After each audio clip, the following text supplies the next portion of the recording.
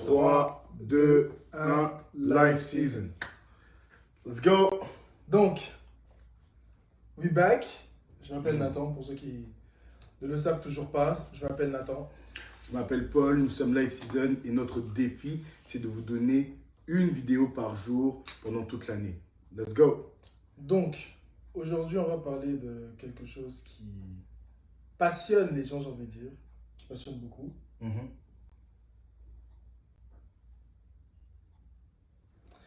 On va parler d'amour, Donc, Paul, expert en la matière. Dans ce cas. Tu commences mal, là tu commences mal. Tu commences mal. Tu commences très mal. Non, je rigole. Qu'as-tu à nous dire? Bon, je nous propose d'avoir une conversation. Ok, je vous propose d'avoir une conversation. Je ne pense pas être expert en la matière. je ne pense pas non plus. Tu sois expert dans la matière. Oh, attention. Mais non, j'affirme juste ce que tu as dit. Non. Je dis que tu ne penses pas. Moi aussi, je ne pense pas. Non. Pourquoi toi tu ne penses pas comme moi? Moi, je ne peux pas être expert. Mais tu l'as dit. Non, attends, moi, je ne peux pas être expert. Mais tu l'as dit. En quoi je ne suis pas expert? Ah, pour être expert de quelque chose, on a dit que ça nécessite d'avoir 10 000 heures d'expérience. Tu as 10 000 heures d'expérience. Ah, tu as 10 000 heures. Tu as 10 000 heures d'expérience. Oh my God.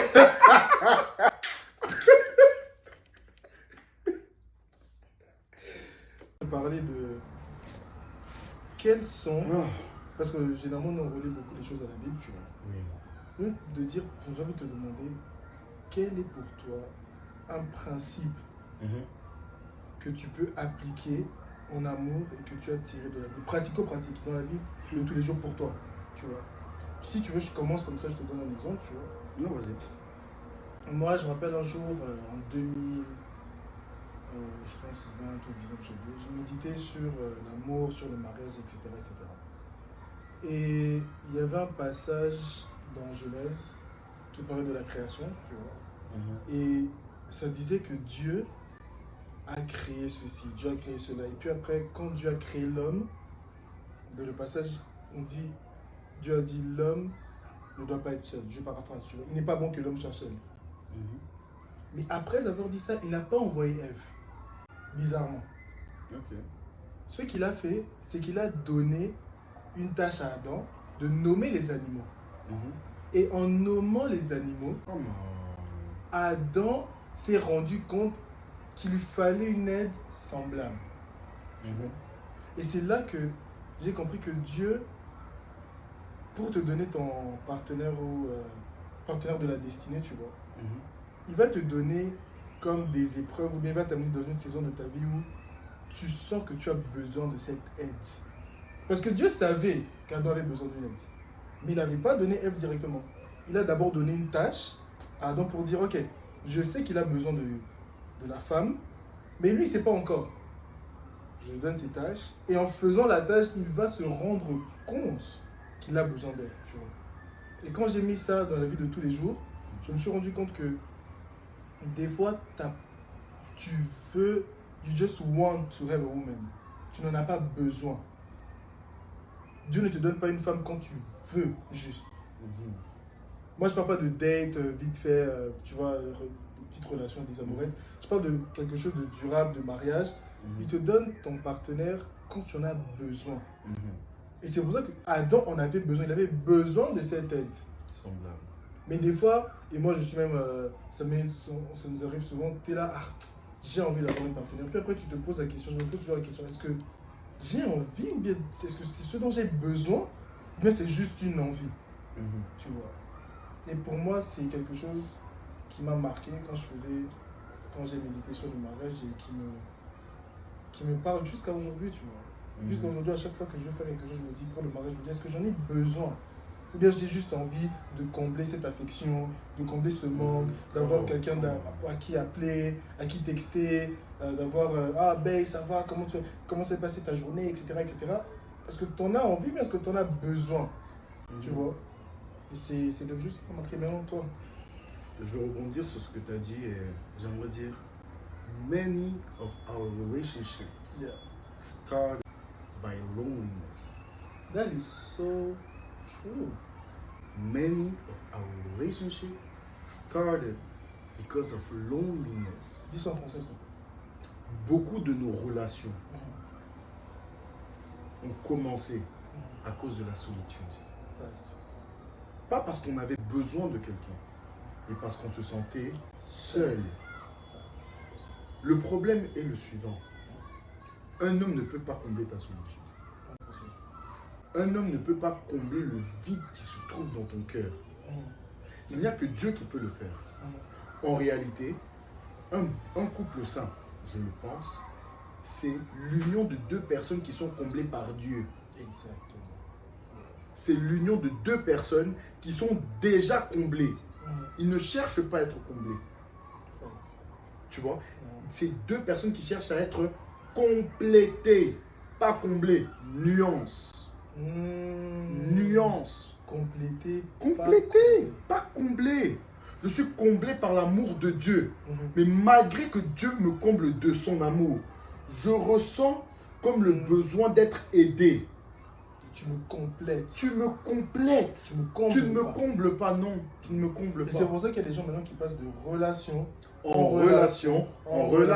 Parce qu'il a besoin de combler ce manque.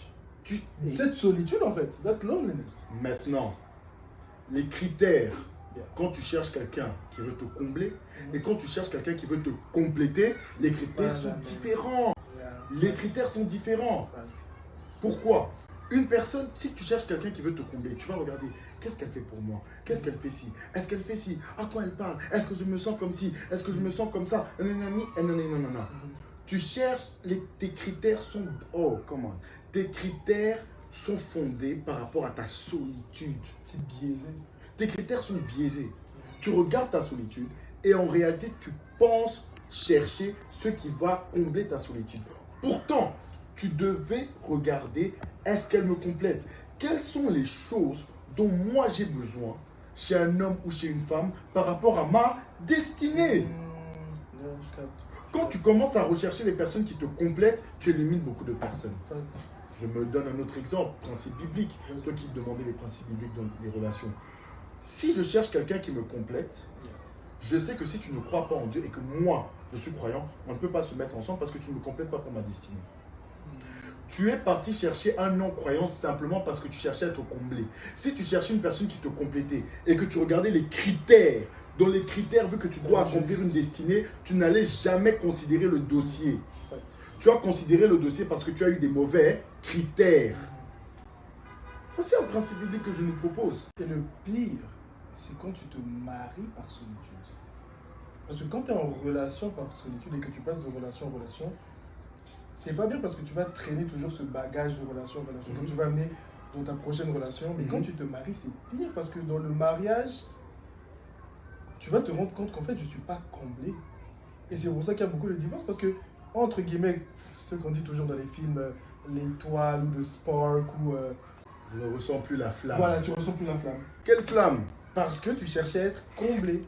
Et quand tu vois que, même dans le... Je pensais qu'avec la bague au doigt et quand j'allais appeler, oui, c'est mon homme, c'est mon mari, je serais comblé. Mais quand tu vois que ça ne te comble pas, ça te détruit encore. Parce que, bro, je me suis marié avec cette fille pensant être comblé. Mais en fait, je me rends compte que non, ça n'a rien changé. Du coup, je dois divorcer. Je dois refaire le même processus. Comme je suis, entre guillemets, ignorant, je ne sais pas ce qui m'arrive. Du coup, je dois divorcer. Je refais le même processus de date encore pour être comblé. Me marier encore pour être comblé. C'est pour ça que tu vois, il y a 3-4 divorces par personne des fois. Tu vois. Parce qu'ils font le même processus over et over. Ils ne s'arrêtent pas pour dire, ok, est-ce que je cherche à être comblé ou complété? Waouh.